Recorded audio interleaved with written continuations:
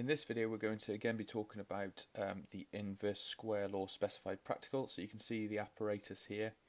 Again, here's our gamma source and our detector, and we're measuring the distance from the gamma source to the detector, and that distance is d, and we're looking at how that affects the count rate of radiation detected from the gamma source. Okay, so we've already established this equation that C equals k over d squared, which can also be written as kd to the power of minus 2. So we know that equation is correct based on some mathematics that we looked at in a previous video. But the WJEC give us this equation, C equals kd to the power of n, and they're asking us to calculate a value for k and n. So we carry out the experiment, and then we're going to do that. Now obviously we can't carry out the experiment at the moment, but I've got some results from a previous year's experiment that I will show you in a minute. But first of all, we need to rearrange this equation into a y equals mx plus c form so that we can plot a straight line graph and calculate a value for the k constant and for n. Okay, so how are we going to do that? Well, we need to use logs here because this is a power law relationship and we've got an unknown power here. N is the power to which the distance is raised in this equation. To work out this unknown power n, we need to use logs.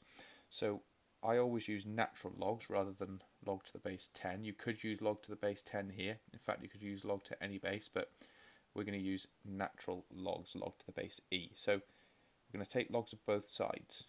Okay, ln c equals ln k d to the power of n. Now, we know that there is a log rule that says that the log of two values that are multiplied together is equal to the log of each of those values added up. Okay, so here we've got the log of k multiplied by d to the power of n. So we can rewrite this now as ln c equals ln k plus ln d to the power of n. Now we know also there's a log rule that says this log of a to the power of x, let's say, is equal to x ln a. Okay, so we can rewrite this here as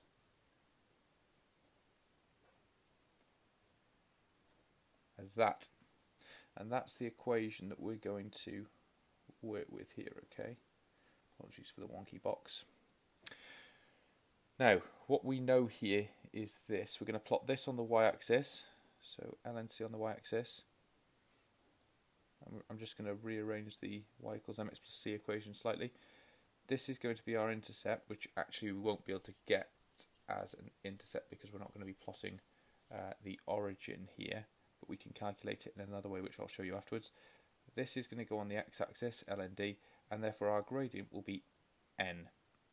Okay, so that's how we're going to do this. The gradient of our graph will be equal to n, and the intercept will be equal to ln k. Alright, so the graph is going to look something like this. We're going to have ln c on this axis, ln d on this axis. Now if you think about it, we're expecting our gradient to be minus 2, so we'd expect this to have a negative gradient. It's going to be some sort of straight line graph with a negative gradient. That's what we'd expect. Okay, so I'll now show you how to analyse that graph and plot it.